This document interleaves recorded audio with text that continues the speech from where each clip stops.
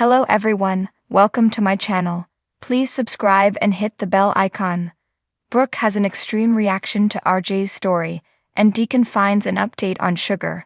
Today on The Bold and the Beautiful, Finn and Steffi get alone time and spend it talking about Sheila. Brooke finds out what happened between Luna and Zende, and Deacon learns Sugar was released. All products and services featured are independently chosen by editors. However, soaps.com may receive a commission on orders placed through its retail links, and the retailer may receive certain auditable data for accounting purposes. At Il Giardino, Deacon puzzles over the astounding story Lauren Fenmore told him. Sugar actually got cosmetic surgery to look like Sheila. He gets online to look up Sugar, aka Janet Weber, and decides Sheila wasn't the one getting cremated. He's not losing his mind. But are you still alive? At the Cliff House, Steffi and Finn come in from the beach, and she sighs that the water was amazing. They kiss and canoodle. Finn enthuses about getting to be alone out there. He wonders if Steffi has any ideas how they could spend the rest of their morning. Steffi grins. She has some ideas. They kiss passionately. After moving to the couch to make out, Finn gets a text, and they gush over a photo of the kids with Lai. Steffi loves their blended family. Finn says, speaking of blended families, Hope stopped by yesterday with Kelly's goggles. Steffi says, that's nice. Finn says it gave him a chance to let him know her father still thinks Sheila is alive. Steffi thinks Hope should be extremely concerned. Finn thinks it's the grief. He saw things too at one point. That's the only explanation for why he thinks he saw Sheila with 10 toes. At Forrester, RG drops his pencil as he flashes to Luna telling him she spent the night with Zende. Brooke comes in and chirps, "Good morning, sweetheart." RG grunts back. Brooke narrows her eyes and asks, "What's wrong?" RJ doesn't want to talk about it.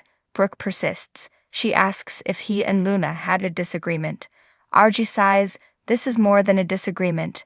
Brooke urges him to talk to her, maybe she can help. RJ doesn't think she can. I can't believe I'm saying this. Luna was with another guy. In the design office, Luna tears up as she flashes to RJ pulling away from her and saying he needs time. Her mother arrives and pulls her into an embrace. I'm so sorry. She feels horrible and asks where things stand between her and RJ. Luna says she broke his heart. He wished she'd let him know sooner and can't stop picturing her in Zen's bed.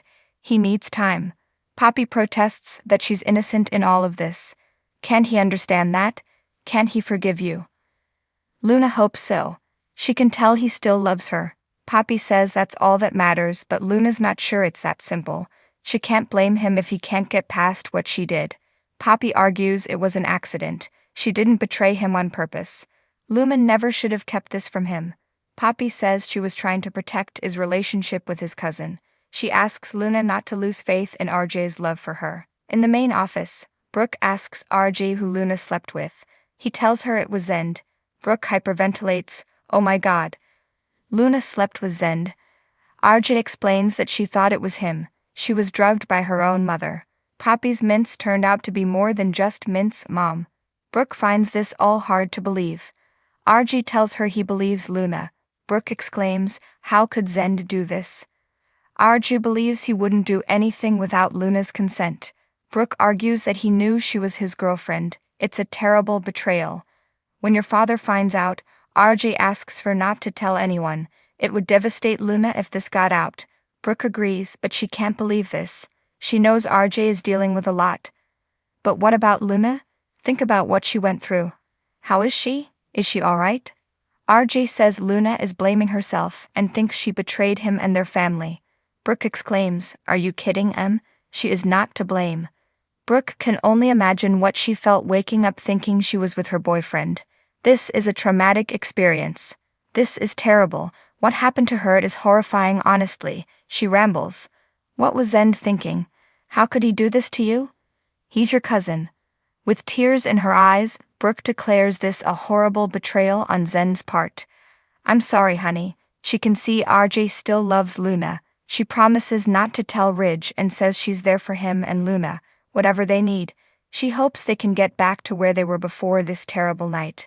They embrace. At the restaurant, Deacon becomes frustrated trying to find more information about Sugar online. He closes the laptop and wonders if Sugar was the one with 10 toes. He mutters, "Sheila, where the hell are you?" He goes over the text thread in his head and thinks Sheila sounded scared. Would she just leave town without telling him? "Are you still out there, Sheila? Are you in danger?" At the Cliff House, Finn tells Steffi that talking about Sheila is getting him worked up. She's been his rock, and he's lucky to be married to her. He has an illo. Brooke has an extreme reaction to RJ's story, and Deacon finds an update on Sugar. The autumn sun spilled its golden warmth over the quaint little town of Willow Creek, casting long shadows across the cobblestone streets. In the heart of this picturesque town, nestled between a cozy cafe and a vintage bookstore, stood the Willow Tree Inn. It was a place where stories were woven into the very fabric of its existence, and today the inn was buzzing with anticipation. Brooke, with her fiery red hair cascading down her shoulders like molten lava, sat at a corner table, her emerald eyes fixed on the manuscript in front of her.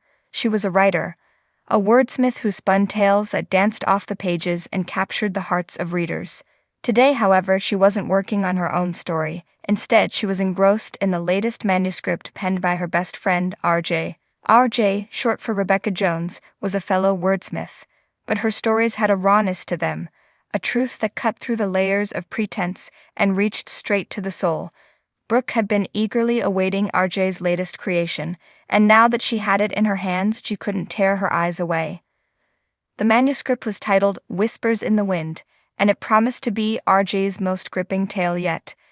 As Brooke delved deeper into the pages, she found herself transported to a world of mystery and intrigue, where secrets lurked in the shadows and every whisper held a clue.